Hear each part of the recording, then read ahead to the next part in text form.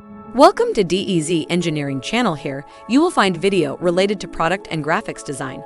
Also video tutorials for the above listed domains. Also there is free project files, watch complete. Hi, today's topic of discussion is basics of industrial sheet metal design. In this video, you will know how to set different bending parameters in SolidWorks and do the manual calculation as well.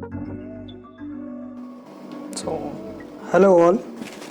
तो आज हम बात करेंगे industrial sheet metal design के बारे में। Many times ऐसा होता है कि इंडस्ट्री में शीट मेटल डिज़ाइन होती है और हर डिज़ाइन इंजीनियर उसको डिज़ाइन भी कर देता है। डिफरेंट सॉफ्टवेयर में डिफरेंट ऑपरेशंस होते हैं फ्लैंज क्रिएट करने के। सो एट अ वेंडर एंड हमें ये करना पड़ता है, they do nesting process in AutoCAD. So in nesting processes में अगर मैंने बेंडिंग अलाउंस या डिडक्शन ठीक से देके डिज़ाइन नहीं किया है तो आगे चल के प्रॉब्लम आती है, एरर्स क्रिएट होते हैं। तो आज हम बात करेंगे कि इस टाइप से मैं सॉलिडवर्क में यूज़ करूँगा अलग बेंडिंग अलाउंस। मैंने एक एक्सेल शीट भी बनाई है फॉर्मूलेज के साथ, वहाँ पे आप अपने डिफरेंट पैरामीटर्स डाल देंगे तो आपको ब्लैंक साइज, आप वेरिफिकेशन के लिए इजी हो जाएगा। वेरिफिकेशन मिल जाएगा कि दोनों साइड का क्या डायमेंशन होना चाहिए इस टाइप का, अगर बेंड प्रोडक्ट है या पार्ट है तो सबसे पहले हम बात करेंगे शीट मेटल बेंडिंग के बारे में। तो कुछ टैब्स हैं शीट मेटल बेंडिंग। हाँ, इस टाइप के स्ट्रक्चर में क्या होता है, यहाँ डिफरेंट बेंड्स हैं, यहाँ पे 2 बेंड्स हैं इसमें। तो ये पार्ट बनाते वक्त हमें बेंडिंग रेडियस, बेंडिंग डिडक्शंस, इसका काफ़ी ध्यान देना पड़ता है। नहीं तो क्या होगा, इन 2 सरफेस के बीच में 1 या 2 mm अप्रॉक्सीमेटली 2 से 2.5 mm का एरर आ सकता है। ड्यूरिंग नेस्टिंग प्रोसेस हमें बस वो DXF वेंडर सिर्फ स्टेप फाइल से DXF निकालता है, बट प्रॉब्लम हमारे से ही क्रिएट हो जाती है कभी कभी। तो ये भी एक शीट मेटल डिज़ाइन है। यहाँ पे इस टाइप के एक शीट मेटल डिज़ाइन, ये कर्वेचर दिया हुआ है। तो बेसिकली यहाँ पे मैं बताऊँगा डिज़ाइन करते कैसे हैं, क्योंकि यहाँ नॉर्मल इंडिया में डिफरेंट वेंडर्स होते हैं, हम लोकल वेंडर चूज़ करते हैं तो उन्हें इतना आइडिया नहीं होता क्या बेंडिंग रेडियस, और उनके यहाँ पे जो मैनुअल वर्क करते हैं या CNC बेंडिंग मशीन यूज़ तो होती है, बट किस शीट को किस टाइप का नाइफ लगाना है, कहीं कहीं एरर होते हैं शीट मेटल में। उन्हें वर्कर क्या करते हैं कि वो सेम नाइफ ही लगा देते हैं। सपोज़ 2 mm की शीट है, 8 mm का नाइफ़ लगना है, 16 mm का नाइफ़ लगा हुआ है, बड़ा है, अप्रॉक्सीमेट 2-3 मीटर का हमारा पार्ट है जिसको बेंड होना है, 2 बेंड होने हैं। तो वो ये करेंगे कि सेम ही नाइफ़ पे कर देंगे। बट अगर ये नाइफ़ इस टाइप का नाइफ़ होता है, ये नाइफ़, तो अगर ये नाइफ़ डिफरेंट शीट्स के लिए डिफाइंड होता है, आपको वही यूज़ करना है। अगर ये नाइफ़ सेम, सपोज़ मैंने 2 mm की शीट ली, 16 mm का नाइफ़ लगाया, यहाँ रेडियस 16 mm का नाइफ बनाया तो रेडियस 4 या 6 से 8 का बन जाएगा, और उससे इस पार्ट में एरर्स आ सकते हैं। यहाँ पे रेडियस जो चाहिए वो डिफाइन करता है हमारा नाइफ। डिफरेंट नाइफ और डिफरेंट ऑपरेशंस के हिसाब से डिफरेंट नाइफ एंड डाई आती है, शीट के हिसाब से भी। शीट्स के सपोज 2 mm की शीट है, छोटा वी रहेगा, तो इस टाइप के नाइफ्स होते हैं। ये नाइफ डिज़ाइन है।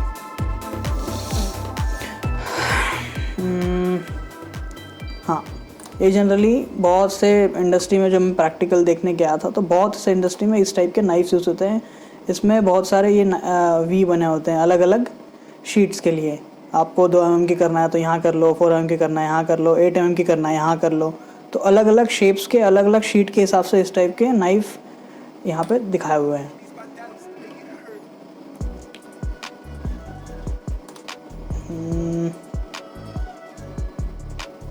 अब ये रेडियस बेंड के लिए भी है यहाँ पे, और फिर ये 2 नाइफ हैं, नीचे ये 2 नाइफ है और यहाँ पे 1 नाइफ है। इन सब का, इस नाइफ सब नाइफ्स का बेंडिंग एंगल और शीट मेटल पैरामीटर अलग होगा, क्या इसमें बेंड होना है। नाउ अभी आते हैं हम एक्सेल शीट पे आ जाते हैं। 1 मिनट, एक्सेल शीट। हाँ, तो बेसिकली शीट मेटल में करना क्या होता है, हमारे पास अगर कोई पार्ट में बना रहा हूँ तो मैं आपको यहाँ बताऊँगा कि वेरीफाई कैसे करना है कि जो ब्लैंक साइज़ या जो डिज़ाइन हमने बनाया है उसका फ्लैट पैटर्न, उसका DXF एक्यूरेट ही आएगा वेंडर एंड पे। तो यहाँ पे शीट मेटल थिकनेस अभी मैं 2 के लिए ले रहा हूँ, फिर बेंडिंग रेडियस 2 होता है। यहाँ पे bending reduction for individual sheet flanges, जब हम शीट फ्लैंजेस क्रिएट करेंगे तब क्या होगा 1.75 इंटू शीट थिकनेस,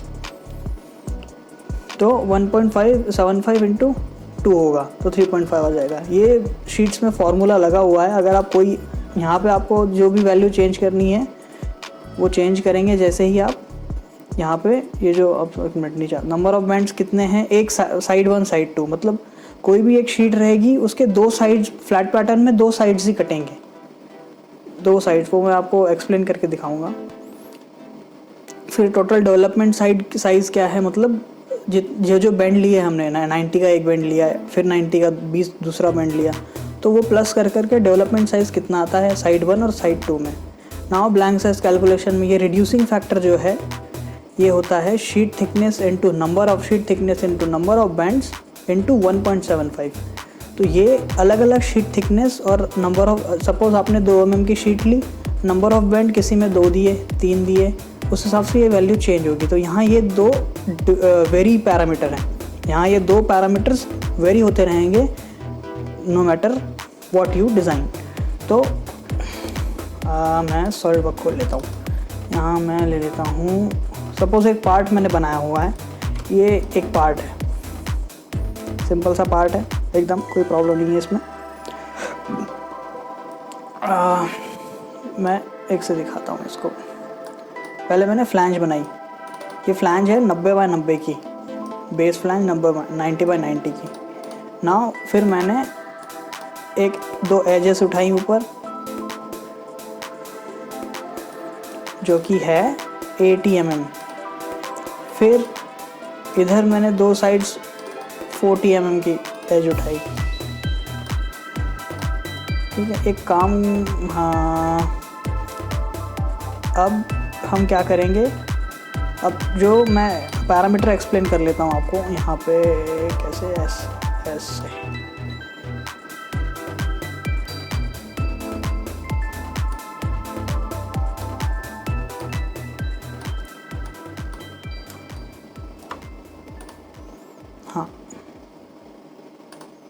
हाँ, तो अरे यार, ये जो टोटल डेवलपमेंट साइज़ है वो ये लेंथ है, ये वाली लेंथ, फिर इसके नीचे वाली, और ये 90 80 plus 90 plus 80 sorry 80 plus 80 160 plus 90 250 170 कैसे आया। ये 40 mm का है, नीचे वाली 90 की प्लेट है, 90 का एक बेस है, फिर ये 2 40 के हैं, तो 40 40 80 प्लस 90 170। नंबर ऑफ बैंड्स, एक बैंड 2 बैंड, इधर से एक साइड का देखना है और फिर दूसरे साइड का देखना है, तो वो साइड 1 साइड 2 ये है। चलिए मैं आपको डिज़ाइन करके दिखाता हूँ कुछ।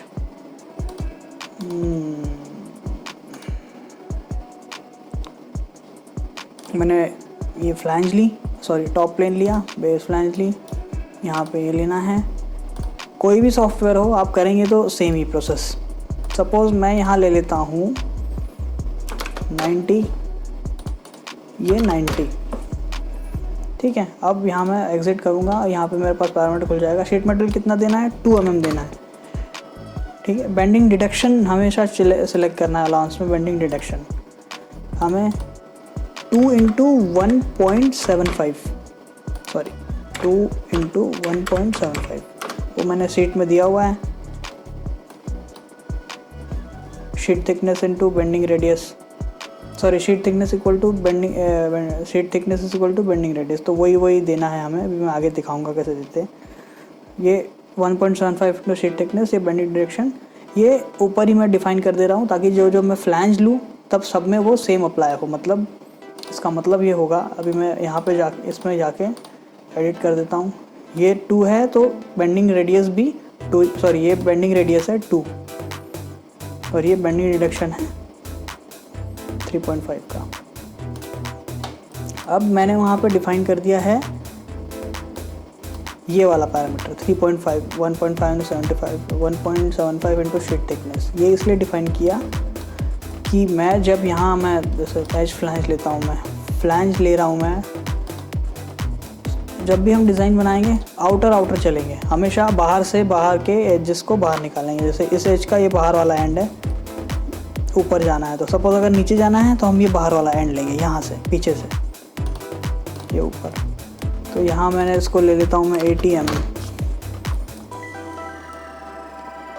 ठीक है, हमेशा ये हम कोई भी सॉफ्टवेयर में ये ऑप्शन तो होगा ही, आउटर वर्चुअल शार्प, वो आपको ढूंढना है अलग अलग सॉफ्टवेयर में। ये bend from virtual sharp. Virtual sharp means इसके अंदर रहेगा वर्चुअल शार्प, इसकी इन दोनों के बीच में एक प्लेन एक्सिस बनेगी तो न्यूट्रल एक्सिस इसकी अंदर जाएगी। हाँ, यहाँ तो ये एक दो फ्लैंजेस यहाँ निकाल ली हमने। फिर से हम एज लेंगे, फिर ये फ्लैंज लेंगे, ऊपर उठाएंगे, फिर से ये भी उठाएंगे ऊपर, यहाँ पे 40 mm। तो ये इस तरह से हमने ये एक छोटा सा डिज़ाइन बना लिया है। अब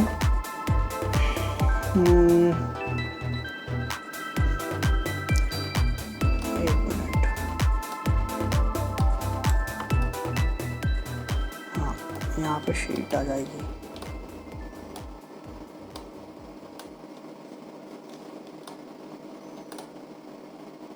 हाँ, आप देखिए, आपको दिखाते हैं यहाँ पे।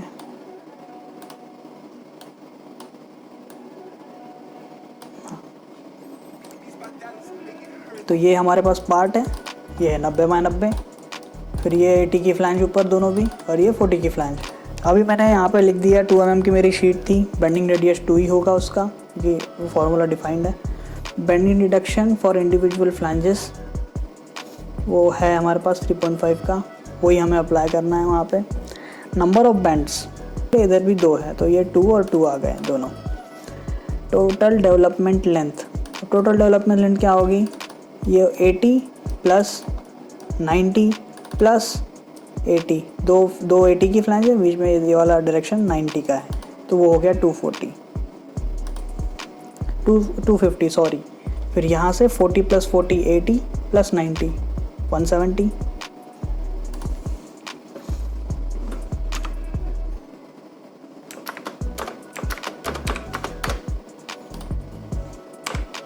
ठीक है, नाउ अब हम रिड्यूसिंग फैक्टर जो निकालेंगे, रिड्यूसिंग फैक्टर जो है वो है sheet thickness into number of band into 1.75। तो वही यहाँ पे मैंने अप्लाई किया हुआ है, ये फार्मूला लगे हुए हैं यहाँ पे, सॉरी फार्मूला ऑलरेडी लगे हुए हैं। जैसे शीट थिकनेस यहाँ पे ये ले लिया हुआ है, इनटू क्या किया है number of band for one side. अगर 1 के लिए देख रहे हैं तो 1 का करेंगे, ये 1 है, ये 2 है सेकेंड, S1 S2 के लिए। देन टोटल डेवलपमेंट, फिर ब्लैंक साइज फॉर वो निकालेंगे तो 243 mm आना चाहिए और 163। तो इन दो ब्लैंक साइज़ का बहुत इंपॉर्टेंस है, यही दो साइज़ निकलती है। तो जब हम यहाँ पे जाके, एक minute, flatten,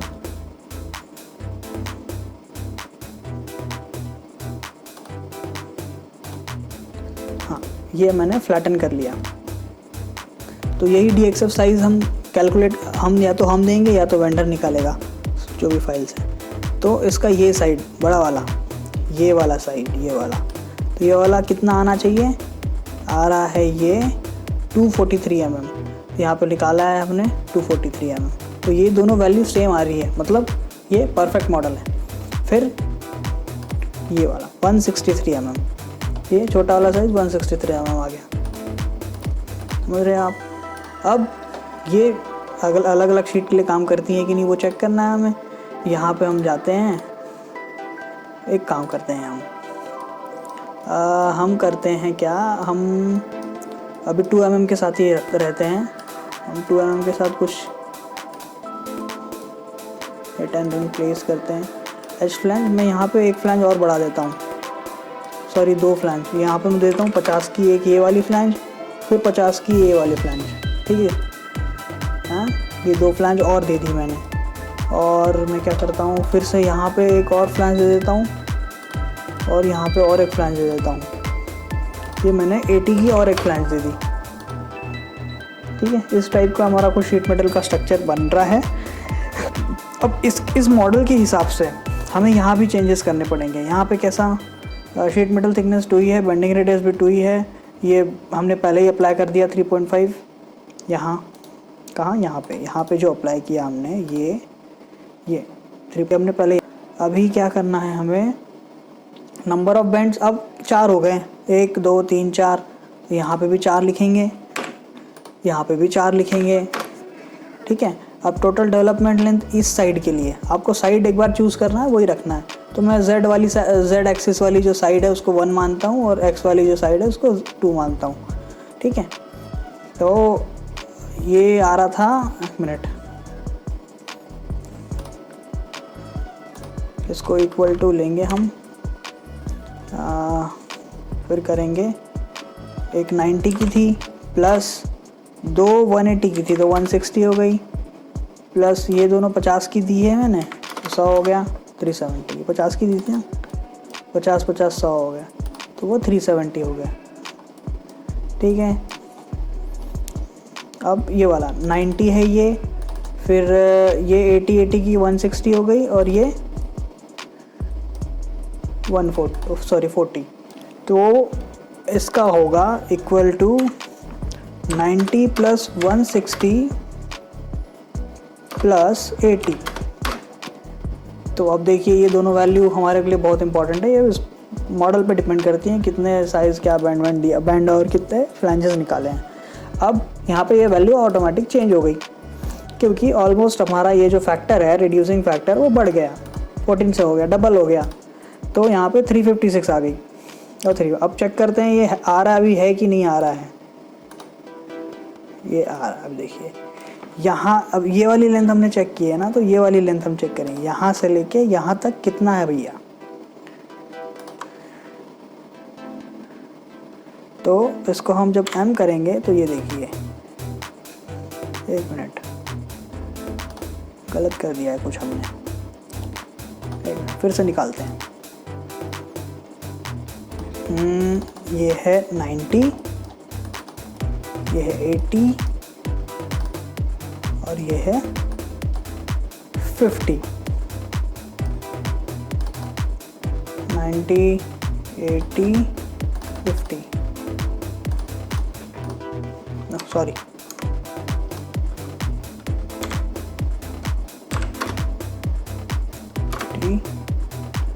so 80 plus 80 plus 50 plus 50, अरे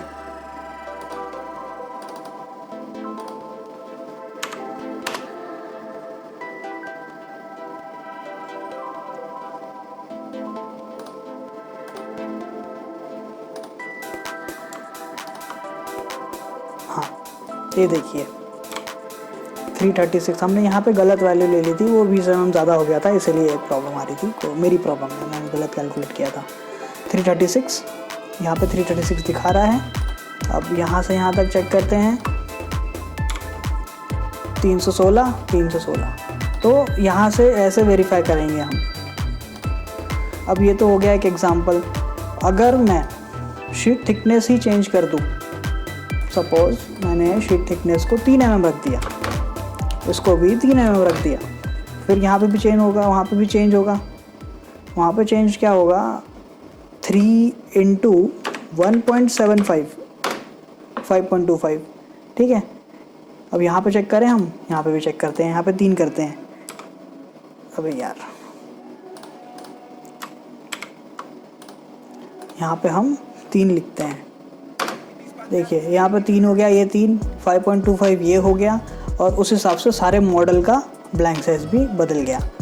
अब यहाँ पे चेक करेंगे हम फिर से ब्लैंक साइज। अब यहाँ पे 3 mm की शीट हो गई है, 3 mm की शीट हो गई, पेंडिंग रेडियस भी 3 का हो गया।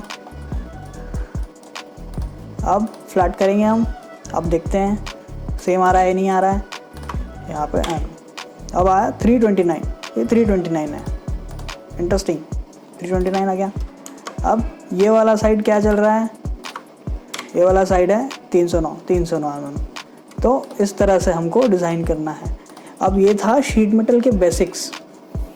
कैसे आप DXF मतलब कैसे आप बनाएं फॉर्मूले से कंपेयर वगैरह करके, तभी ये एग्जैक्ट फ्लैट पैटर्न निकलेगा। और जनरली क्या होगा, अगर हमने कुछ इधर उधर हो गया, सपोज़ यहाँ पे 2 जैसे मेरी प्लस माइनस की क्या गलती हो गई थी यहाँ पे, और वैसे ही हमने क्या किया, यहाँ पे कोई दूसरे ऑपरेशन सिलेक्ट कर लिए। सपोज़ ये ऑपरेशन मैंने कुछ और कर लिया, बाहर से कर दिया, बाहर चला गया ये, मतलब देखेंगे आप इस एक्सिस के अंदर रहना है हमें, कभी भी जो हमने डायमेंशन दिया उसके अंदर अंदर रहना है। तो हम ये वर्चुअल शार्प लेते हैं, तो इस एज के अंदर लगता है पूरा बेंड।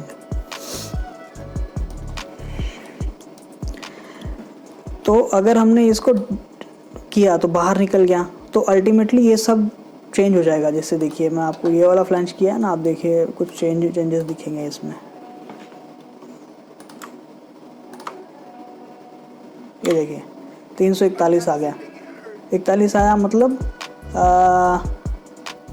थोड़ा ज़्यादा है इसमें, 10 mm ज़्यादा है, 5 mm इधर 5 mm इधर। तो अब क्या होगा, अनइवन बेंडिंग के कारण 5 mm आपको या 2 से 3 mm का एरर दिखने को मिलेगा। तो ऐसी गलती हमें करनी नहीं है, हमें वर्चुअल शार्प के साथ ही करना है काम, तो ये ठीक रहता है फिर।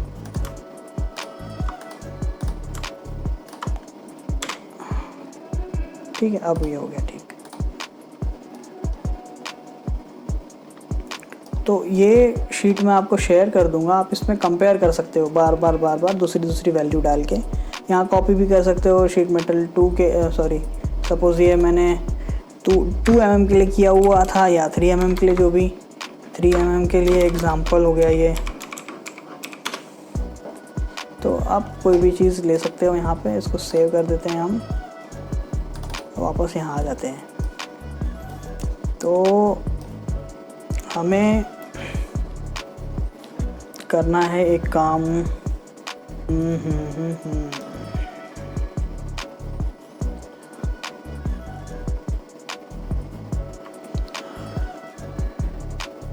ये सिर्फ बेसिक वीडियो है, इसमें मैं आपको और डिफरेंट बताऊंगा शीट मेटल में कैसे प्रोडक्ट डेवलप करते हैं। बट यहाँ मेन एम है इस वीडियो का कि आपको अवेयर कराऊँ मैं फ्लैट पैटर्न्स और उसके बेंडिंग डिडक्शंस कैसे यूज़ करते हैं हम इंडस्ट्री। यहाँ दिल्ली में जब मैं काम करता हूँ, मैं वेंडर को कैसे पास ऑन करता हूँ डेटा, ताकि वो सही DXF कैलकुलेट करके मुझे एक्यूरेट प्रोडक्ट दे। तो ये बिगिनर्स और जो कर रहे हैं काम उनके लिए भी है। तो थैंक्स फॉर वॉचिंग।